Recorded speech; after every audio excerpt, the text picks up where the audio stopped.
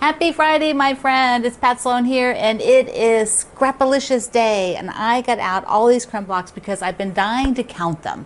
It's like, how many of these have I made so far? Remember, I started making these from the project leftovers as I was going along right at the beginning of the year, although not at the first of the year. I think I started right at the end of January, so I missed about 4 weeks of whatever I created, which, believe me, will not make a dent. So there are 60 of these, all of these, plus what I have up on the wall. So I wanted to show you what they look like sort of all together on the wall. And I had actually stacked them at one point. I either did them by color, so like there's a lot of pastel ones all until this row. So the first 3 rows and almost the whole 4th row are more pastel from things that I remember. I think that was one of I think there was a March block that we did, the March Sew Along quilt. And then I have some of the kitty fabric down at the bottom from the Halloween. So they would not go together like that. I just put them up on the wall so that you could see them. I've been really wanting to try sewing them into a block. I mean, doing made fabric, I've talked about this in some of the past things, doing made fabric and then cutting that up, like taking a block like this and cutting it and putting it into regular patchwork is very satisfying for me. I like that end result. So I want to show you a little mock-up about how these might look. So I grabbed a handful of the crumb blocks that are, I think they're the ones that are not so pretty, that I just sort of took whatever was laying in the pile and played with them, but nothing really that I look at the block and go, oh, I really like that block, like I did for the pillow that time. Like, no, these are just random ones. So these are perfect for cutting up and putting into another block, a traditional block. And when I do that, I'm just going to show you a mock-up. I'll just mock it up here on the table because it is a lot of fun to do that. And then it will actually let these blocks go when you pair them with a background of a solid or basic, then it'll let you make a bigger quilt with what you have of these. And it sort of showcases them a little bit, I think. So let's take a look. So here is a handful of the blocks. And they're just okay blocks, you know. Actually, this one's kind of cute, but on their own, you know, the colors are not particularly focused. They're just, you know, what was in the pile.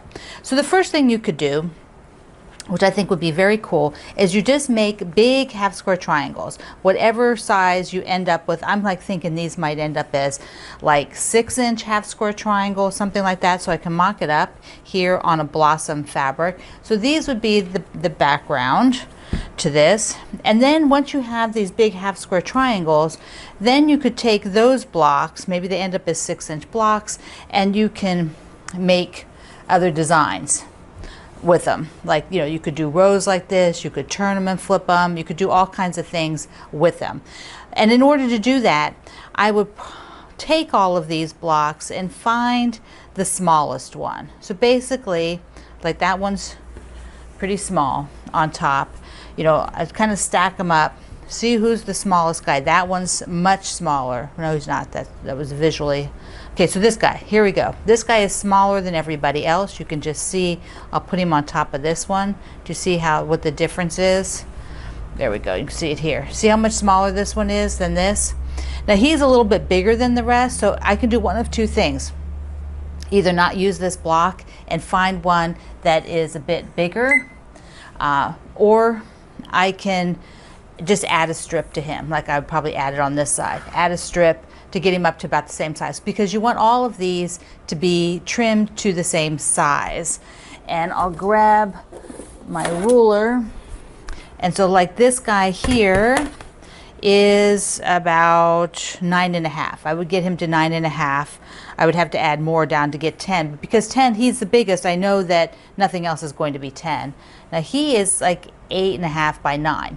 So definitely if I did 9.5, that would mean I would take each one of these blocks and then trim them to either 9 or 9.5, whatever I decide on. So if I trimmed them to 9, I don't have to do much. A few of them are too big, but I think I could get them almost all of them to 9, except for maybe this one and an edge on one of these other ones. So if I had a 9-inch block, then I would take a square of this also at 9 inches. So I would cut a 9-inch square off of here, put the two squares right sides together, and then sew as to make two half square triangles at once. So I would just treat it like this as a piece of fabric. So it would just be treated as a piece of fabric. And then when I finished, I would end up with two, this side and then that side for the half square triangles. Once you have those, then you could, you know, like I said, lay it out, but you could also then take these if you wanted to make them a little bit smaller. You could make some smaller crumb blocks, you know, stop a little sooner so they don't go this big, and then you can make other designs. Like here I'm going to mock up doing like a shoe fly block, and a shoe fly block is 4 half square triangles, and then in the middle you would put a square. So like here's 4 half square triangles, and then in the middle I could either do a regular square or I could do another crumb block.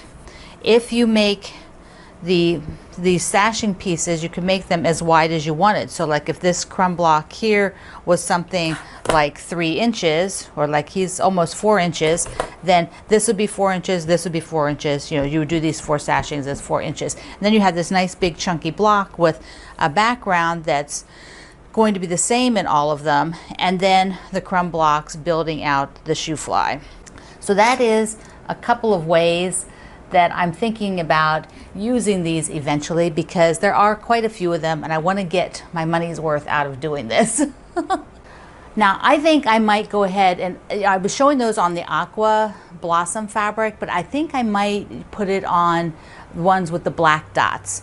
You know, the black dot I think would just pop a little bit more. I've also thought I looked through my bins up there. I mean, I have some black polka dot fabric, you know, white with black polka dots, and I thought, oh, that might be good too.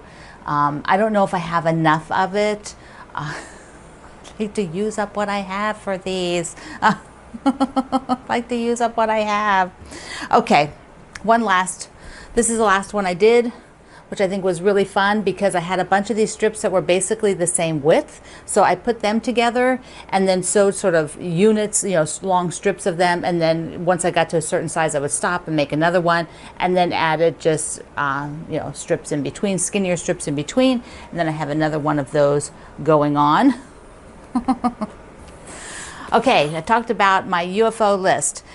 And all of a sudden I realized I think I put it in the front of this book. So I was using one of, this is the quilting journal that the Fat Quarter Shop has, and I got one of the library card packets, so I put my list in here. Oh my goodness, I have not updated this. This list was done, oh, it says I did it at the beginning of this year. I don't even remember doing that. Okay, it says I did. So now I have a list. Now I don't know where that is, where that is online. I have to go find it. But I know for sure some of these things, like the Jelly Roll Ripples quilt, is done. The Orfil Designer top, the top was done. You know, some of these, it's like, so I need to find out where this is. So I have a list. So I'm like, yes.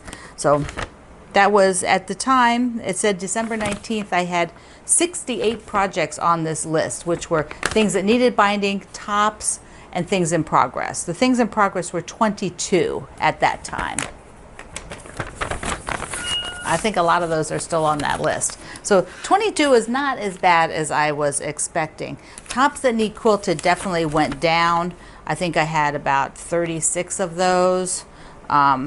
And then 12 that needed binding. That might still be the same. So I have to go through all of that.